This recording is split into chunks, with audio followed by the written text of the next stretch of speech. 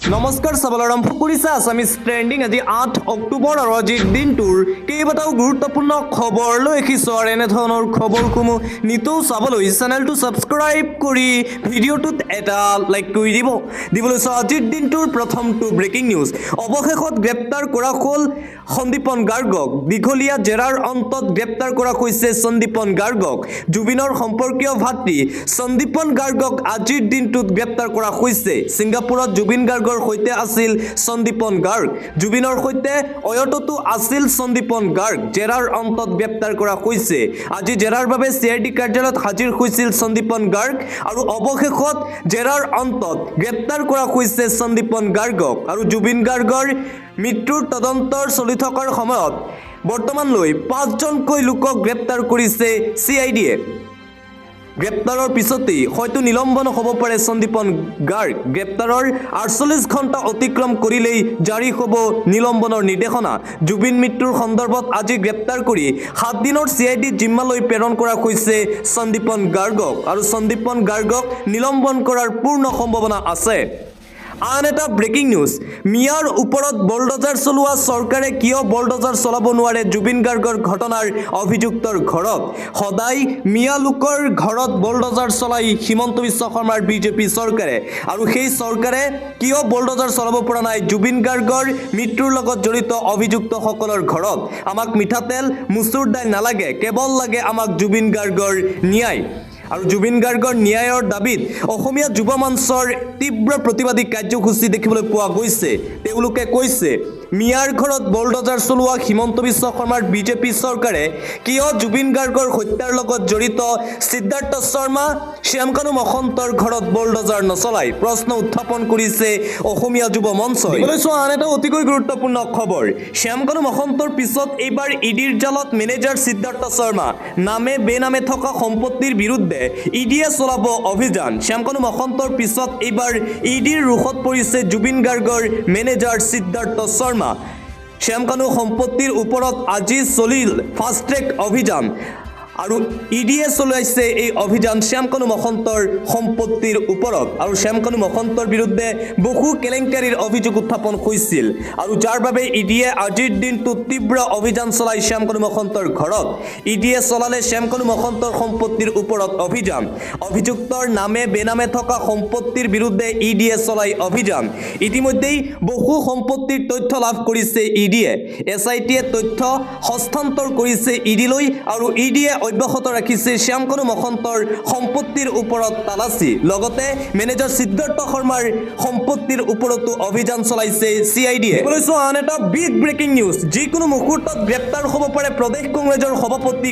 গৌৰৱ গগৈ কঠোৰ হৈ পৰিছে ৰাজ্যৰ মুখ্যমন্ত্ৰী ডক্টৰ হিমন্ত বিশ্ব শৰ্মা মুখ্যমন্ত্ৰী হিমন্ত বিশ্ব শৰ্মাৰ ঘোষণা যিকোনো মুহূৰ্তত গ্ৰেপ্তাৰ হ'ব পাৰে প্ৰদেশ কংগ্ৰেছৰ সভাপতি গৌৰৱ গগৈৰ বিৰুদ্ধে কঠোৰ মুখ্যমন্ত্ৰী ডক্টৰ হিমন্ত বিশ্ব শৰ্মা শেহতীয়াকৈ গৌৰৱ গগৈয়ে কৰিছিল বিতৰ্কিত মন্তব্য জুবিন গাৰ্গৰ মৃত্যুৰ ঘটনাক লৈ উচতনি দিয়াৰ অভিযোগ গৌৰৱৰ বিৰুদ্ধে ৰাজনীতি কৰাৰো অভিযোগ উত্থাপন হৈছে গৌৰৱে কৈছিল বেলেগ ৰাজ্যৰ অনুৰাগীসকলে দোকান পৰ্যন্ত জ্বলাই দিলেহেঁতেন মহান শিল্পীৰ মৃত্যু হ'লে অনুৰাগীসকল আৱেগিক হৈ পৰে আৱেগিক হৈ দোকান জ্বলাই দিয়ে টায়াৰ জ্বলাই প্ৰতিবাদ কৰে গৌৰৱ গগৈৰ এই মন্তব্যক লৈ ইতিমধ্যেই এফআইআৰ দাখিল কৰা হৈছে দোকান পোখাৰ জ্বলাই দিব নেকি গৌৰৱ গগৈয়ে দোকানীক বেয়া পাই শ্ৰম কৰা মানুহক বেয়া পাই গৌৰৱ গগৈয়ে দোকানীৰ লগত কি শত্ৰুতা আছে গৌৰৱ গগৈৰ বহুকেইটা ধাৰাত ইতিমধ্যেই গোচৰ ৰুজু কৰা হৈছে গৌৰৱ গগৈৰ বিৰুদ্ধে অসমক নেপাল কৰিবলৈ চেষ্টা কৰা কাকো এৰি নিদিওঁ ঘোষণা কৰিছে মুখ্যমন্ত্ৰী হিমন্ত বিশ্ব শৰ্মাই যিকোনো মুহূৰ্তত গ্ৰেপ্তাৰ হ'ব পাৰে প্ৰদেশ কংগ্ৰেছৰ সভাপতি গৌৰৱ গগৈ আন এটা গুৰুত্বপূৰ্ণ খবৰ জুবিন গাৰ্গে পলিটিক্স বেয়া পাইছিল প্লিজ জুবিন গাৰ্গক লৈ কোনেও ৰাজনীতি নকৰিব পুনৰবাৰ জুবিন গাৰ্গৰ ন্যায়ৰ সন্দৰ্ভত এইদৰে কাটৰ আহ্বান জনাইছে জুবিন গাৰ্গৰ সহধৰ্মিনী গৰিমা শইকীয়া গাৰ্গে কৈছে জুবিন গাৰ্গে পলিটিক্স বেয়া পাইছিল গতিকে জুবিন গাৰ্গক লৈ কোনেও যাতে পলিটিক্স নকৰে প্লিজ জুবিন গাৰ্গক লৈ কোনেও ৰাজনীতি নকৰিব। পুনৰবাৰ কান্দি কান্দি এই অনুৰোধ কৰিছে জুবিন গাৰ্গৰ পত্নী গৰিমা শইকীয়া গাৰ্গে। জুবিনে নিজেই পলিটিক্স বেয়া পাইছিল, গতিকে জুবিন গাৰ্গক লৈ পলিটিক্স নকৰিব, জুবিন গাৰ্গক আপোনালোকে ন্যায় দিয়ক। জোৰকৈ জুবিন গাৰ্গক লৈ যোৱা হৈছিল অয়তলৈ। সকলোৰে পৰা উত্তৰ বিচাৰিছে এতিয়া জুবিন গাৰ্গৰ পত্নী গৰিমা শইকীয়া গাৰ্গে। প্ৰতিটো প্ৰশ্নৰ উত্তৰ লাগে গৰিমা শইকীয়া গাৰ্গক। ছিংগাপুৰত জুবিন গাৰ্গৰ সৈতে কি ঘটিছিল উত্তৰ বিচাৰিছে গৰিমা শইকীয়া গাৰ্গে। আমি বহুত ধৈৰ্যৰে ৰৈ আছো বুলি মন্তব্য গৰিমা শইকীয়াৰ। সমগ্ৰ তদন্ত প্ৰক্ৰিয়া লাহে লাহে জটিল হৈ গৈ আছে। জুবিন গাৰ্গক জোৰকৈ অয়তলৈ লৈ যোৱা হৈছিল। ছিংগাপুৰৰ প্ৰৱাসী অসমীয়াক আগবাঢ়ি আহিবলৈ আহ্বান গৰিমা শইকীয়া গাৰ্গৰ। কি নাটকৰ সৃষ্টি কৰি আছে সোনকালে উত্তৰ বিচাৰিছে গৰিমা গাৰ্গে।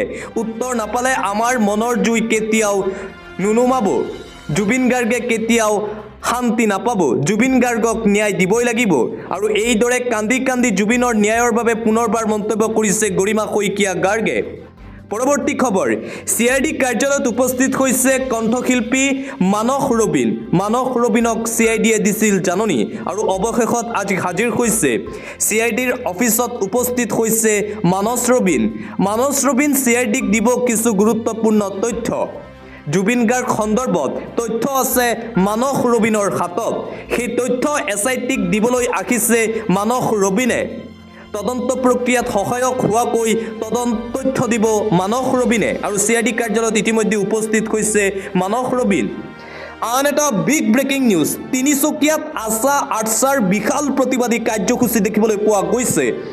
মুখ্যমন্ত্ৰী ডক্টৰ হিমন্ত বিশ্ব শৰ্মাৰ তিনিচুকীয়া ভ্ৰমণৰ সময়তেই প্ৰতিবাদী কাৰ্যসূচী। জনজাতিকৰণ, মাটিৰ পট্টা আৰু মজুৰি বৃদ্ধিৰ দাবীক লৈ এই তীব্ৰ প্ৰতিবাদী কাৰ্যসূচী আজিৰ দিনটোত দেখিবলৈ পোৱা গৈছে তিনিচুকীয়া জিলাত। আৰু আজি তিনিচুকীয়ালৈ গৈছে অসমৰ মুখ্যমন্ত্ৰী হিমন্ত বিশ্ব শৰ্মা। মুখ্যমন্ত্ৰী হিমন্ত বিশ্ব শৰ্মাৰ তিনিচুকীয়া ভ্ৰমণৰ প্ৰাকখনত লাখ লাখ লোকৰ প্ৰতিবাদ। উজনিত প্ৰতিবাদ কঁপিছে দিছপুৰ। চাহ বাগান এৰি ৰাজপথত গৰ্জন লাখ লাখ চাহ শ্ৰমিকসকলৰ। আৰু লাখ লাখ লোক একত্ৰিত হৈ কৰিছে প্ৰতিবাদ উজনি অসমত। উজনিত হৈছে তীব্ৰ প্ৰতিবাদ, কঁপিছে দিছপুৰো। চাহ বাগান এৰি ৰাজপথ পালেহি চাহ শ্ৰমিকসকল। জনজাতিকৰণৰ দাবীত ওলাই আহি লাখ লাখ জনতা আৰু কৰিছে প্ৰতিবাদ। চাহ জনগোষ্ঠীক একাষৰীয়া কৰিলে নহ'ব বুলি হুংকাৰ প্ৰদান। বিজেপি চৰকাৰৰ 6 জনগোষ্ঠীৰ জনজাতিকৰণৰ প্ৰতিশ্ৰুতি ফ্লপ হ'ল। চাহ শ্ৰমিকৰ মজুৰি আজিলৈকে 351 টকা নহ'ল। চাহ জনগোষ্ঠীক কেৱল মিছা প্ৰলোভন দিলে ভাৰতীয় জনতা পাৰ্টীৰ চৰকাৰে। জনজাতিকৰণৰ সমস্যা সমাধান নহ'লে 26ত প্ৰত্যুত্তৰ দিয়া হ'ব। আমাৰ দাবী নামানিলে চৰকাৰ উফৰাই দিম। মিছা মিছা কথা কৈ ঠগি অহা চৰকাৰ আমাক নালাগে। এফালে মুখ্যমন্ত্ৰী হিমন্ত বিশ্ব শৰ্মাৰ বিশাল সভা, আনফালে জনতাৰ এই বিশাল প্ৰতিবাদী কাৰ্যসূচী।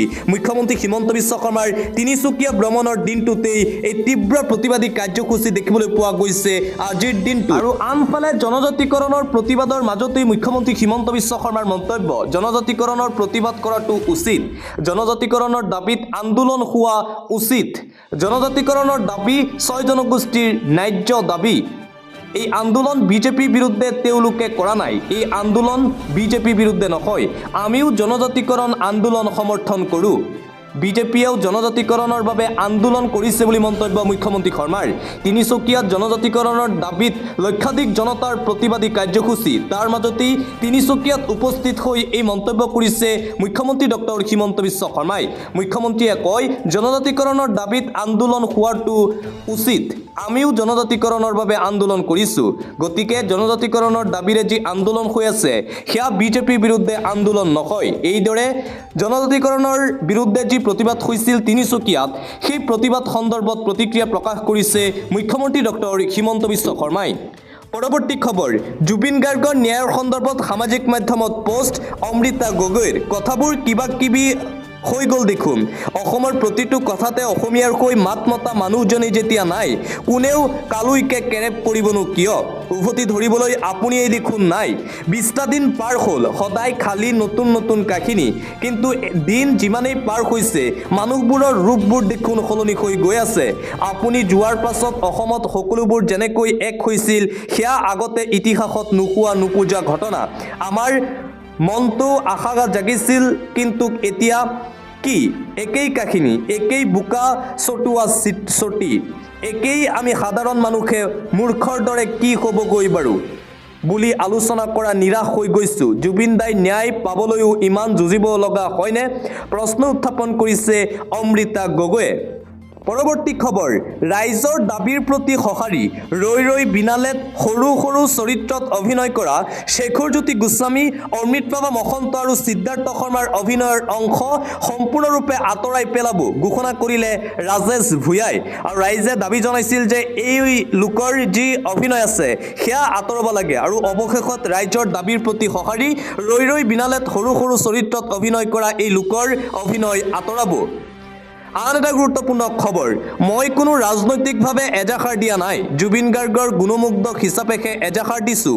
বশিষ্ঠ আৰক্ষী থানাত সোধাপোছা ৰুদ্ৰাংকুৰ হাজৰিকাক। জুবিন গাৰ্গৰ মৃত্যুৰ ন্যায় বিচাৰি দাখিল কৰিছিল এজাহাৰ।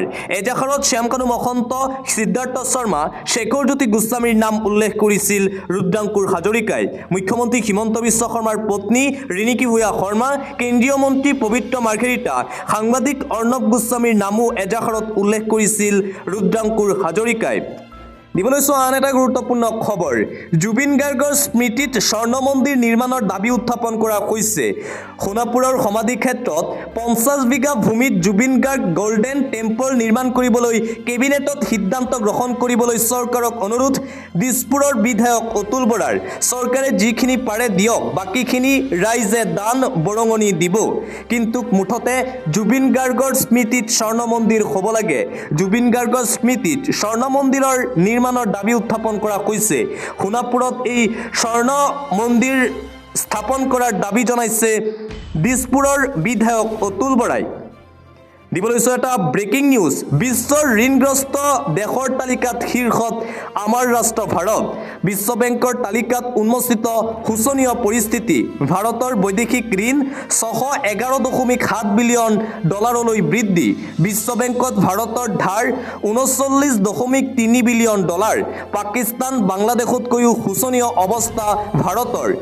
বিশ্ব বেংকৰ পৰা 249 লাখ কোটি ঋণ লৈ বিশ্বগুৰুৱে বিশ্ব ৰেকৰ্ড গঢ়িলে আৰু বিশ্বৰ ঋণগ্ৰস্ত দেশৰ তালিকাত এতিয়া শীৰ্ষত ভাৰতবৰ্ষ। আন এটা ব্ৰেকিং নিউজ এই মুহূৰ্তত আহি পৰিছে। এইবাৰ অন কেমেৰা বিজেপি সাংসদক আক্ৰমণ কৰিছে লোকে। পশ্চিমবংগত সংঘটিত হৈছে এই ভয়ংকৰ ঘটনা।